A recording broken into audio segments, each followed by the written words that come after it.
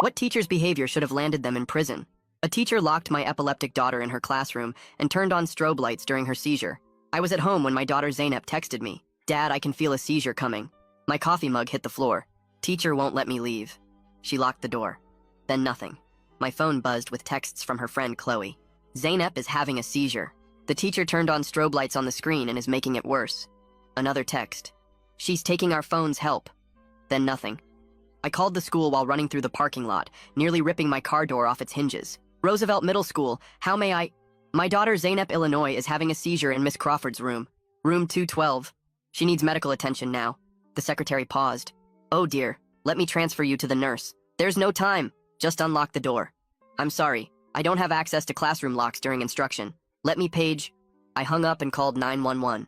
My daughter is having a seizure at Roosevelt Middle School. The teacher locked the door and won't let anyone help her. We're dispatching units now, sir. Stay calm. I abandoned my car at the entrance and sprinted inside. The security guard, Jerome, looked up from his phone. Sir, you need to sign medical emergency. Room 212. I kept running.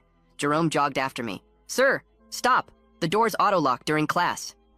I reached room 212, and through the narrow window, I saw Zainab convulsing on the floor, while the smartboard behind her flashed violent strobe patterns. Black, white, black, white. Miss Crawford was sitting at her desk, calmly grading papers as if nothing was happening. I yanked the handle, but the electronic lock held firm against the solid steel frame. I slammed my shoulder into the door while Miss Crawford glanced up, annoyed by the noise, then returned to her grading. Open this door, I screamed at Jerome. I don't have the override codes, only administration have them. Then get them. They're in a district meeting off campus until... I grabbed a fire extinguisher and swung it at the window. The safety glass spiderwebbed but held as Miss Crawford stood up and walked closer to watch me through the cracked glass, shaking her head. I kept swinging, but Jerome grabbed my arm. That's enough! You're panicking! My daughter is dying! The teacher would call if... I shoved him off and kept swinging as Miss Crawford pulled down the window blind from inside, blocking our view entirely. The principal's assistant rounded the corner. What is going on? There's a medical emergency and the door's locked. Mr. Illinois, you can't just... She saw through a crack in the blind where Zainab's feet were visible, rigid and shaking. Her face went white. Oh my gosh, Jerome. Call 911. Already coming, he said. She fumbled with her phone. I'm calling maintenance for the override code. How long? They're across town at the high school, maybe 15 minutes. Zainab could be dead in 15 minutes. Her brain was dying right now, every second destroying more of who she was. The paramedics arrived in 11 minutes. Electronic locks, the lead EMT swore. We need the battering ram from the truck. As they ran back for equipment, I pressed my face to the cracked glass and saw Miss Crawford had lifted the blind slightly to peer out at the commotion, looking more irritated than concerned while my daughter lay dying behind her. The EMTs returned with a tactical door breacher and began slamming it against the lock. Boom, boom, boom. With each hit, Miss Crawford stepped back but kept her arms crossed, gesturing at the students to stay in their seats. The frame finally buckled, and we poured into a classroom that reeked of vomit. 3 students were on the floor, Zainab unconscious and gray-faced, 2 others still seizing. Kids huddled in corners, crying. Miss Crawford stood up from her desk where she'd returned during the break-in. This disruption is completely unnecessary. The EMT checking Zainab's vitals shouted, "She's in respiratory arrest." They started saving her life while another EMT worked on the other students. Miss Crawford approached us as they worked. These children worked themselves into hysterics. I was maintaining order until, "You had seizure-triggering strobe lights on," I screamed. "It's a biology presentation about neural pathways. These students are being dramatic for attention." "Ma'am, step back," an EMT ordered, starting compressions on one of the other students. The principal's assistant was on her knees, holding a student's hand. "Miss Crawford, why didn't you call for help? I don't reward attention-seeking behavior. If I called for help every time a student claimed to feel sick, we'd never get through a lesson." Jerome stared at the unconscious children, his radio shaking in his hand. "I didn't know. I thought you were just another angry parent. I didn't know." They hooked Zainab onto tubes right there on the classroom floor. As they wheeled her out, Miss Crawford called after us. "When she wakes up, we'll need to discuss her disruptive influence on other students." The principal's assistant grabbed Crawford's arm. "You need to come with me. Now."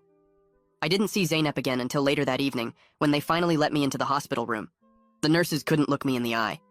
When they told me her condition, I knew what I had to do next. The doctor walked in wearing scrubs that looked like he'd been in them for 20 hours straight. He pulled a chair next to my bed and started explaining in a voice that doctors use when the news is bad. Zainab had been without oxygen for too long during the seizure, and her brain took damage. The parts that control speech and movement were hit worst. She might never walk normal again or talk like she used to.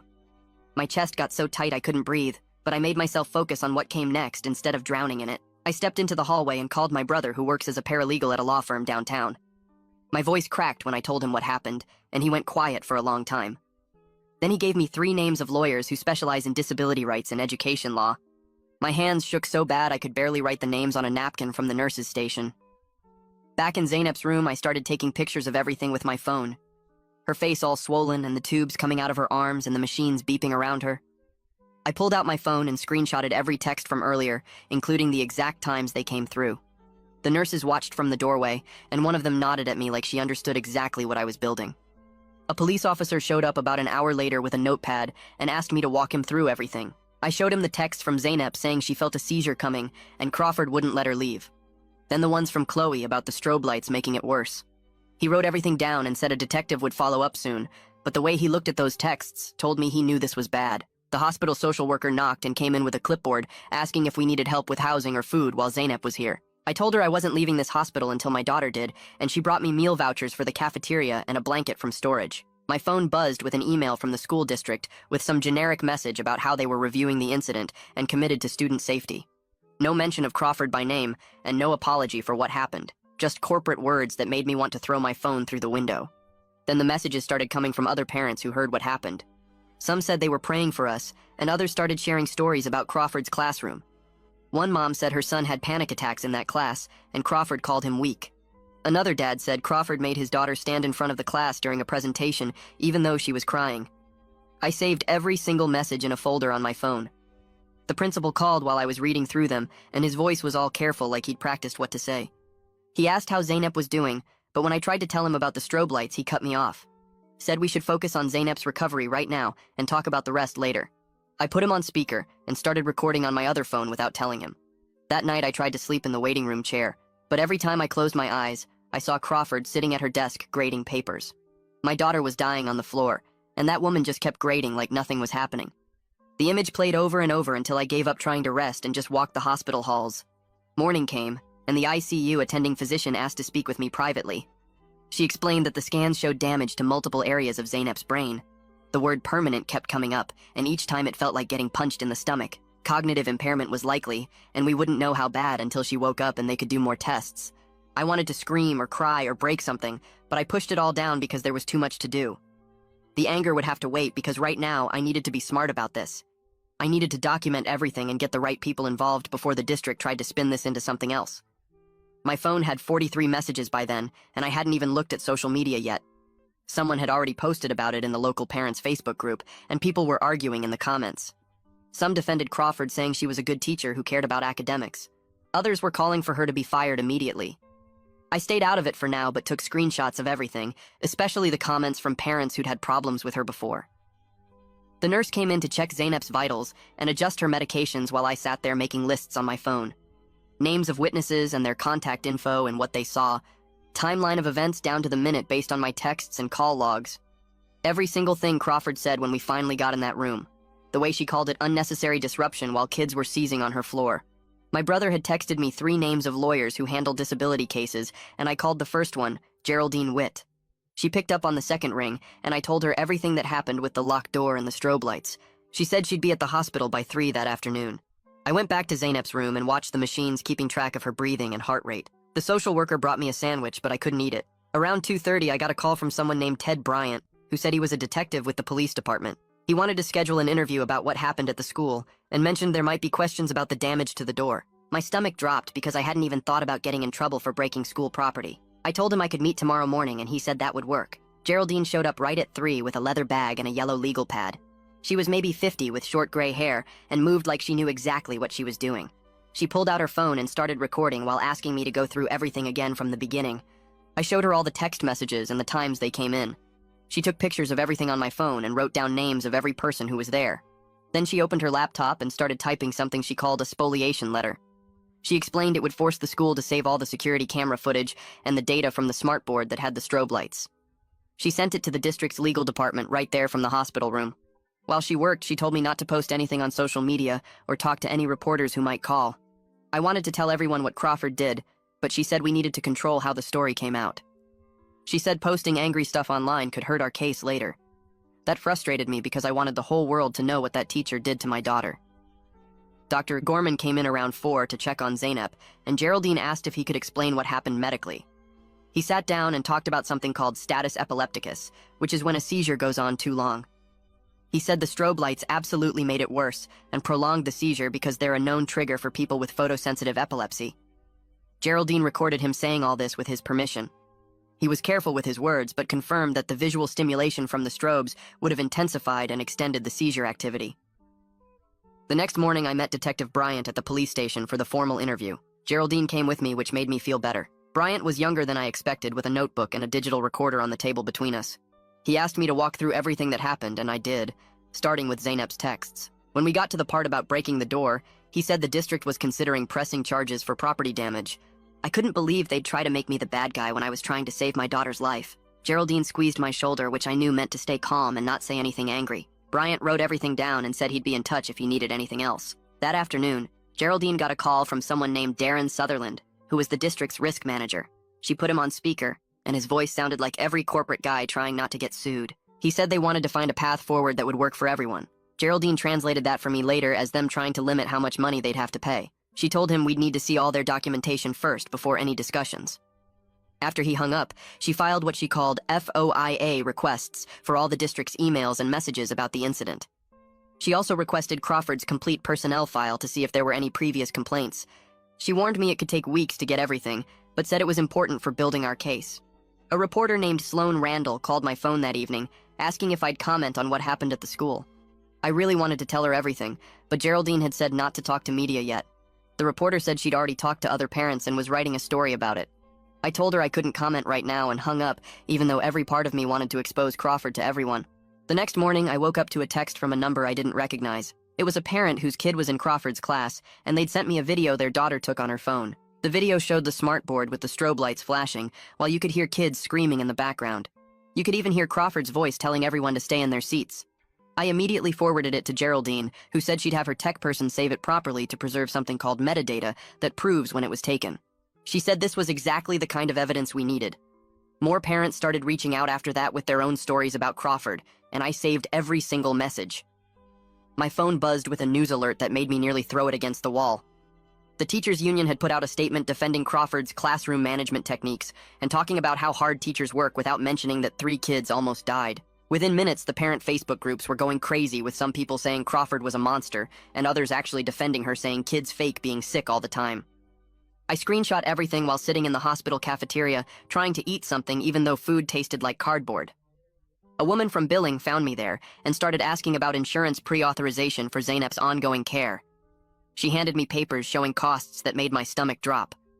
Just the first week was already $20,000, and she needed months of rehab. I told her I'd call my insurance, but she kept pushing, saying they needed authorization today, or services might be interrupted. I wanted to scream at her that my daughter couldn't even talk yet, but I just took the papers and said I'd handle it. The next morning, Dr. Gorman came by for a follow-up about seizure triggers, and I started blaming myself for not fighting harder about Zeynep's 504 plan.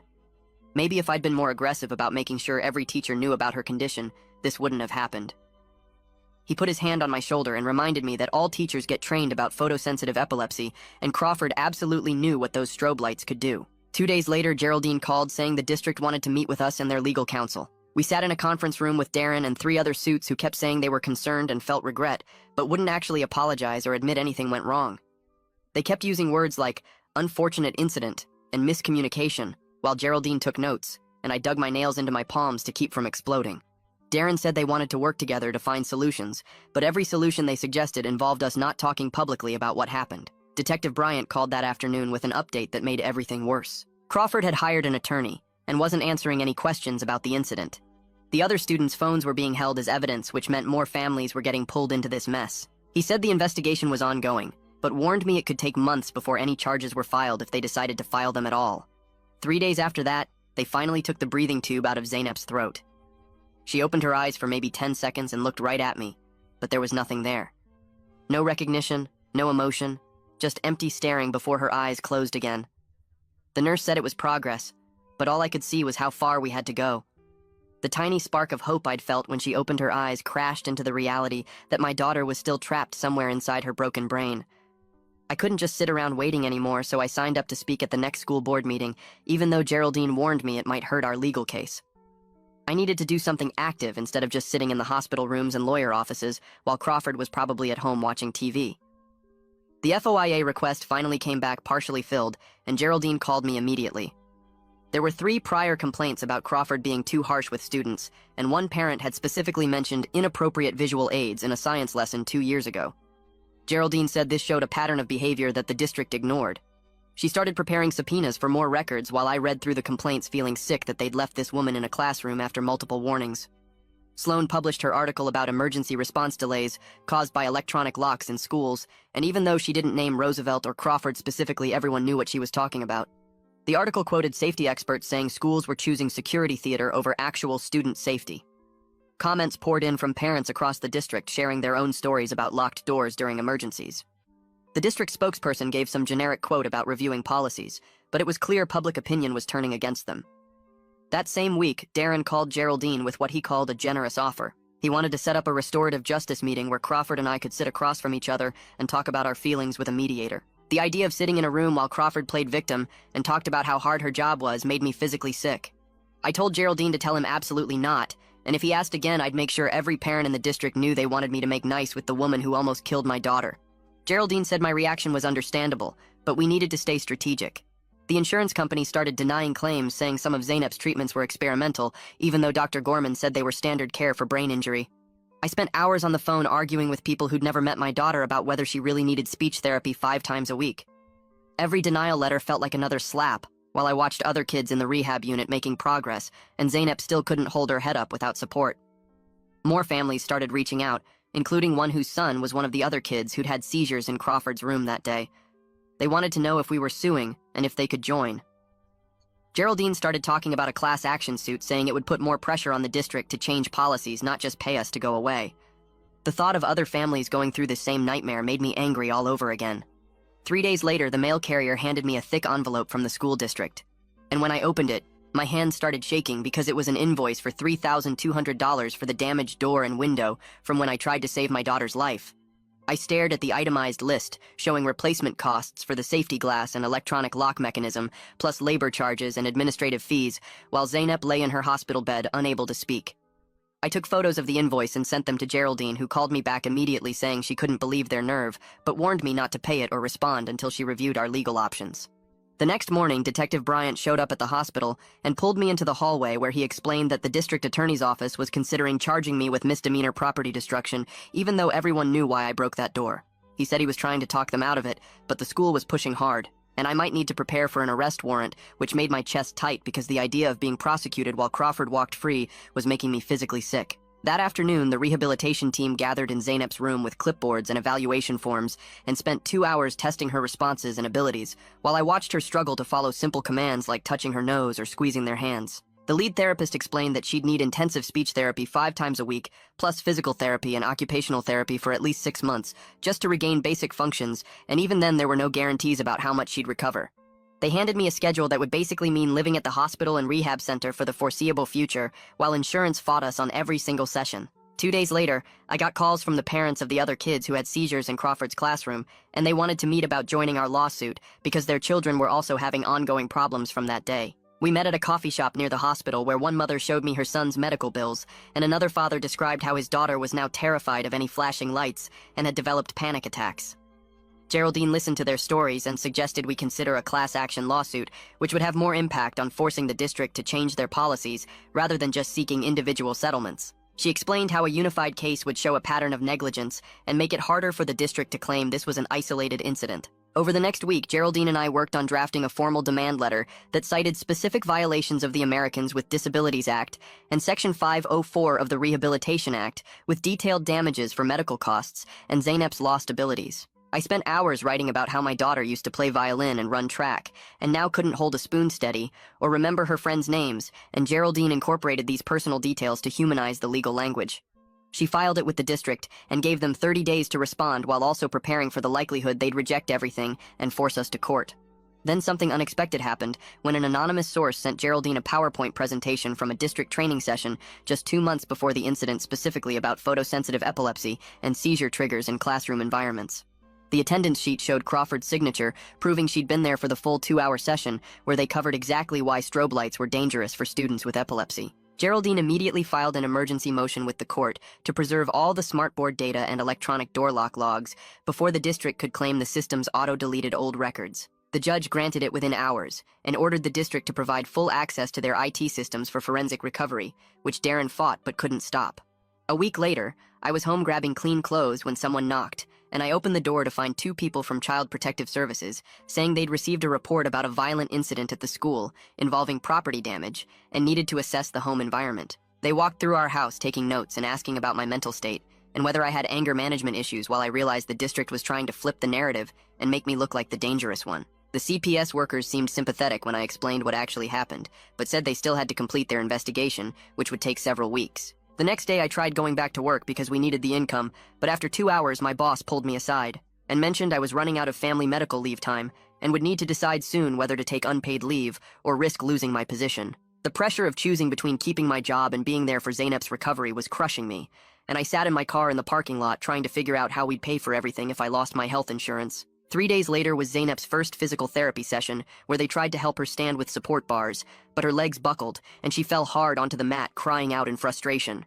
I had to leave the room because watching my athletic daughter unable to support her own weight was breaking me, and I found myself sobbing in the hallway until the physical therapist found me and sat down beside me. She didn't say everything would be okay or give false hope, but just sat there quietly until I could breathe again, then explained that progress would be slow and non-linear, but she'd seen kids surprise everyone with their determination. That afternoon, Geraldine called while I was watching Zeynep struggle with basic motor exercises and said the district wanted to meet about a settlement offer. We drove to the district office 3 days later, where Darren sat across from us with a folder and slid papers across the table showing $30,000 and a complete non-disclosure agreement that would prevent me from ever discussing the incident publicly. The money would cover maybe 6 months of therapy, but signing meant I could never tell anyone what Crawford did to my daughter. Geraldine asked for time to consider while I stared at the papers feeling sick because we needed the money. But staying silent felt like letting Crawford win. The next week, I signed up for public comment at the school board meeting and stood at the podium describing exactly what happened, while half the room applauded and the other half actually heckled me for attacking a teacher who'd been there 20 years. One parent yelled that I was trying to destroy a good woman's career over an accident, while another mother stood up crying about how Crawford had terrorized her son for months. The board members sat stone-faced taking notes while the crowd got louder until security had to step between arguing parents. 2 days later, Sloan's article came out naming specific policy failures, like the 15-minute door override delay, and included quotes from seizure experts calling the strobe light use criminal negligence. Darren was quoted saying the district takes all safety concerns seriously and was reviewing protocols, but the comments section exploded with parents sharing their own Crawford horror stories. That same week, we got a letter from the state education department saying they'd opened an investigation, but warned it could take 12 to 18 months to complete. 18 months while Zeynep needed help now, and Crawford was still on paid leave collecting her salary. Detective Bryant called saying they'd gotten a warrant for Crawford's classroom computer and found she'd downloaded a strobe light app specifically designed for neural pathway demonstrations, plus her search history showed she'd looked up managing disruptive students with sensory overload. The evidence kept piling up, but nothing was happening fast enough. 3 weeks later, Crawford sat for her deposition in Geraldine's office, where she admitted yes, she'd attended the mandatory seizure trigger training, but claimed she was maintaining classroom order and the students were exaggerating their symptoms for attention. She actually said Zeynep had a history of disrupting lessons, and she couldn't let one student derail education for 25 others. Geraldine played the security footage showing Crawford calmly grading papers while 3 students seized on her classroom floor, and Crawford just shrugged, saying she thought they were being dramatic. The court reporter's hands froze over her keys for a second before continuing. A week after that, Detective Bryant called with good news that the DA decided not to file property damage charges against me for breaking the door. Public pressure and the circumstances made it politically impossible, but the fact they'd even considered charging me while Crawford walked free still makes my hands shake. Dr. Gorman spent hours writing a detailed letter for Zeynep's new 504 plan accommodations, listing everything she'd need if she could ever return to the school. No strobe lights, obviously, but also reduced visual stimuli and immediate medical response protocols, and mandatory seizure training for all staff working with her. We were rebuilding her entire educational support system from scratch, assuming she'd even be able to handle a classroom environment again, which seemed impossible watching her struggle to hold a pencil. Darren called Geraldine the next day, threatening a countersuit for defamation if we didn't accept their settlement with the NDA immediately. Geraldine actually laughed on speaker, saying their case would be thrown out in seconds, since everything I'd said was documented fact, but the threat showed they were getting desperate. The mediation happened 2 weeks later in a conference room, where the district's lawyer sat next to Darren while they increased their offer to $75,000, but wanted even stricter gag orders. They wanted me to sign papers saying I'd never discussed the incident on social media, or with media, or at the school board meetings, or even with other parents at the school. The mediator kept talking about finding middle ground while I sat there calculating how many months of therapy $75,000 would buy versus the cost of staying silent about what they did to my daughter. Geraldine squeezed my arm when I started shaking because the money would help so much, but signing meant Crawford would never face real consequences. They gave us 48 hours to decide, and I spent them at the hospital watching Zeynep work through another painful therapy session where she cried in frustration, trying to say simple words. The settlement papers sat on my kitchen table next to medical bills that kept coming, and I kept picking them up, then putting them down, unable to choose between Zeynep's immediate needs and the principle of the thing. Other parents from the school started reaching out saying they'd contribute to a fund if I kept fighting because Crawford needed to be stopped, but their donations would be drops in an ocean of medical debt. The 48 hours were almost up when Geraldine called saying she'd pushed them to $90,000 with slightly looser restrictions that would let me discuss policy changes, just not Crawford specifically, and I had 1 hour to decide. My phone rang 20 minutes later, and it was Sloan saying she'd gotten her hands on something big through a public records request. She forwarded me emails from 3 years ago, where administrators discussed the door lock delays during emergencies and decided fixing them wasn't worth the cost. The maintenance director wrote that override codes took 15 to 20 minutes to retrieve and suggested installing manual releases, but the board said no because of budget constraints. Another email thread showed them calculating that the risk of a real emergency was too low to justify spending $40,000 on new locks. I forwarded everything to Geraldine, who called back immediately saying, this changed everything, because now we had proof of systemic negligence. The district must have gotten wind of the emails because Darren called Geraldine an hour later, pulling their entire settlement offer off the table. He accused me of leaking documents to the media to damage their reputation, and said they'd fight us in court if we kept going public. Geraldine had to physically grab my car keys when I said I was driving to his office right then because I was so mad I couldn't think straight. She made me sit down and breathe while she explained that confronting him would only hurt our case and give them ammunition against us. Detective Bryant called the next morning with news that made my hands shake. A student had finally come forward saying she saw Crawford walk over to the computer and turn on the strobe program after Zeynep was already on the floor seizing. The girl had been too scared to speak up before, but her parents convinced her to tell the truth. This wasn't an accident or bad timing, but deliberate endangerment of a child having a medical emergency. Bryant said this testimony, combined with the timeline from the texts, proved Crawford knew exactly what she was doing.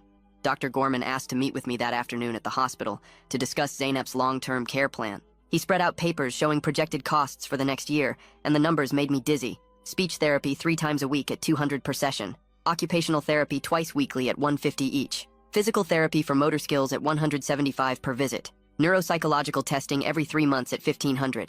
Medications running $800 monthly. Special education tutoring at $60 an hour. The total came to over $90,000 for just the first year, and insurance would only cover about half.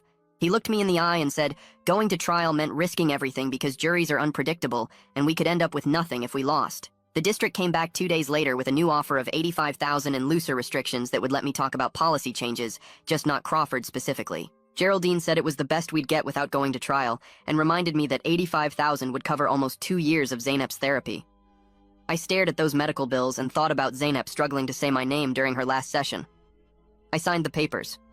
The state education board announced Crawford was placed on unpaid administrative leave while they investigated the incident.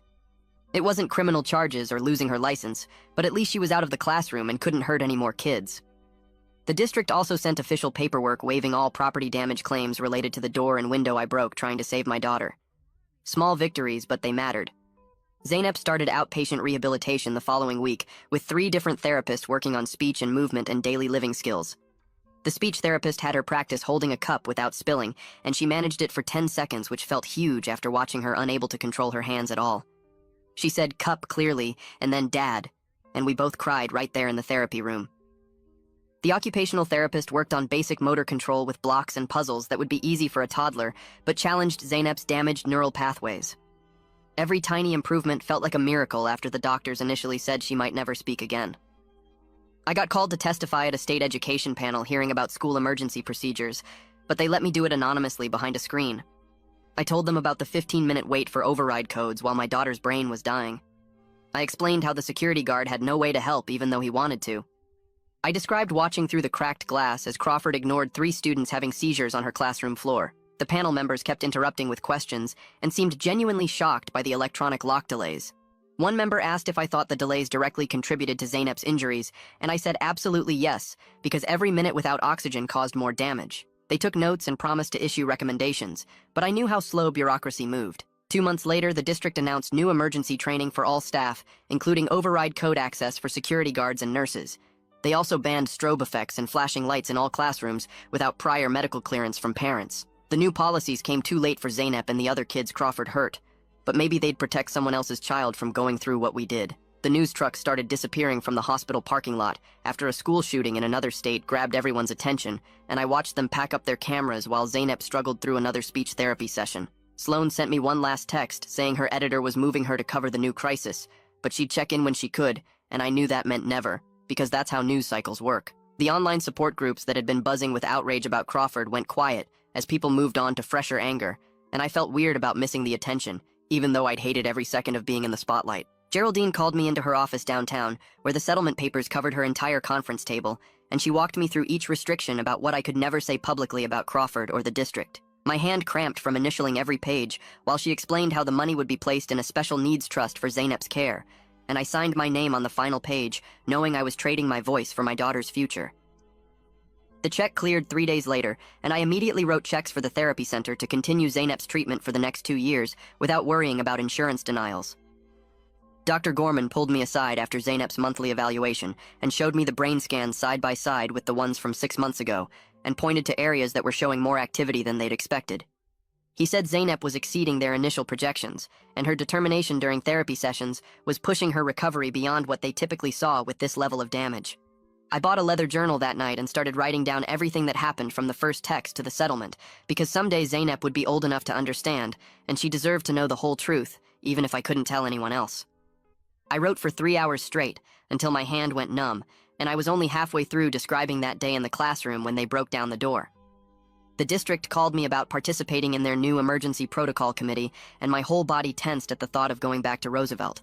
But I knew if I didn't help design the system, then other kids might suffer. I parked in the visitor lot, and my legs felt heavy walking through those same doors where I'd run past Jerome 6 months earlier, and the hallway still smelled exactly the same, like floor wax and teenage anxiety. The committee meeting was in the library, and I helped them write procedures for medical emergency overrides while trying not to think about Zeynep convulsing behind a locked door just 3 hallways away. They implemented everything we suggested, including panic buttons in every classroom that would automatically unlock doors and alert emergency services simultaneously. I heard through the parent network that Crawford had submitted her resignation letter the week before the state investigation was supposed to release their findings, and she'd already started working at a private tutoring center on the other side of town. Another parent told me she saw Crawford at the grocery store acting like nothing had happened and tutoring kids for standardized tests at $60 an hour with no background check required. The anger burned in my chest, but I couldn't say anything publicly because of the settlement agreement, so I just focused on Zeynep's progress and tried to let it go, even though letting go felt impossible. 6 months after the seizure, I was sitting in the rehabilitation center watching Zeynep work with her speech therapist on forming basic words when she looked right at me and said, "Dad," so clearly that everyone in the room stopped what they were doing. The therapist's eyes filled with tears, and she squeezed Zeynep's hand while I completely lost it and sobbed right there in front of everyone because that single word meant everything after months of garbled sounds and frustrated attempts. Zeynep smiled at my reaction and said it again just to watch me cry harder, and the therapist had to get me tissues while other parents in the waiting room pretended not to stare. Our days settled into a rhythm of morning physical therapy, where Zeynep learned to hold a fork steady, and afternoon speech sessions, where she added new words to her vocabulary, one painful syllable at a time. The occupational therapist celebrated when Zeynep managed to button her own shirt, even though it took 15 minutes and her fingers shook with the effort. We had doctor appointments every 2 weeks to adjust medications and monitor for new seizures that thankfully never came, thanks to better drugs and no more strobe lights. Small victories piled up, like Zeynep walking 10 steps without her walker, or saying a complete 3-word sentence, or remembering my phone number when the therapist quizzed her. The justice we got wasn't what I wanted, because Crawford still had her freedom, and the district never admitted real fault, but Zeynep was alive and getting stronger every day, surrounded by people who actually gave a damn about keeping her safe. That's all I've got for today. Appreciate you listening in. Feels like talking with a friend every time. Stick around and we'll do it again soon.